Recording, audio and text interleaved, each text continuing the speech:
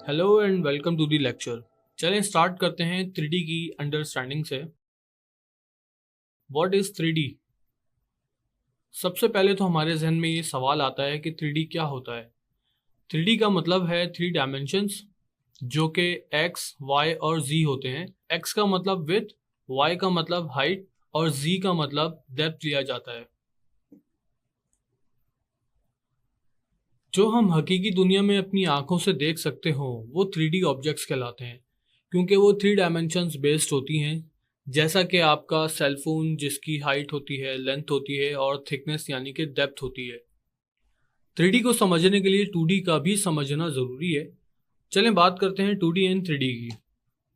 जैसे 3D 3 dimensional होता है, बिल्कुल इसी तरह 2D 2 डायमेंशनल होता है। इन दोनों में फ़र्क सिर्फ जी यानी डेप्थ का होता है। 2D और 3D की जो कंपैरिजन विंडो आप देख रहे हैं, जिसमें आपके राइट पे 3D है और जो मिड में है वो 2D है, इन दोनों में सिर्फ और सिर्फ जी यानी डेप्थ का फर्क है।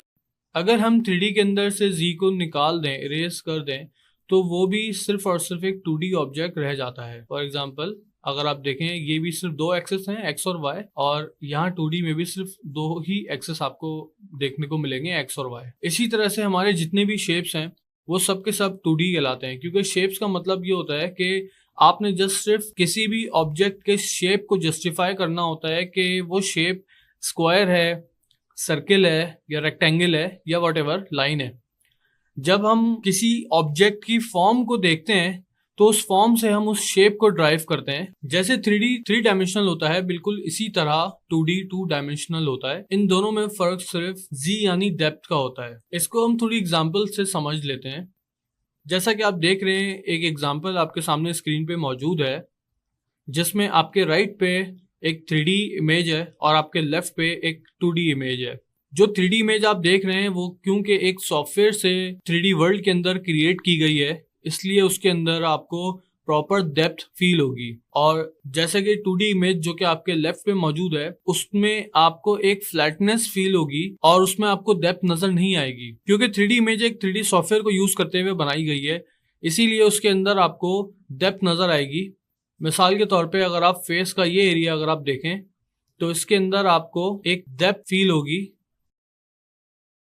और 2D इमेज की अगर मैं बात करूं तो यहाँ पे देखें, आपको बिल्कुल फ्लैट एरिया नजर आएगा। इसी तरह से जितनी भी एग्जांपल्स आप आगे देखेंगे उन सब में आपको डिफरेंस क्रिएट हो जाएगा, एक 3D क्रिएटेड इमेज के अंदर और एक 2D इमेज के अंदर। आप इसमें देख सकते हैं बहुत वाज़ेह फर्क मौजूद है एक 2D और 3D का। यहाँ पर मैं आपको ये बात वाज़ेह कर दूं कि ये तमाम की तमाम इमेजेस 2D हैं, मगर कुछ इमेजेस 3D सॉफ्टवेयर्स को यूज करते हुए बनाई गई हैं, इसीलिए उन इमेजेस के अंदर आपको 3D फील आएगी। ये मैं आपको 3D की अंडरस्टैंडिंग देने के लिए दिखा रहा हूँ। इन इमेजेस को देखने के बाद हम 3D वर्क स्पेस में जाके 3D को समझेंगे। चलते हैं अपने अगले लेक्चर की तरफ, जिसमें हम देखेंगे कि माया किस तरह से काम करता है, और इसको समझने के लिए हमें सबसे पहले माया का इंटरफेस समझना जरूरी है। चलें स्टार्ट करते हैं माया के इंटरफेस की तरफ।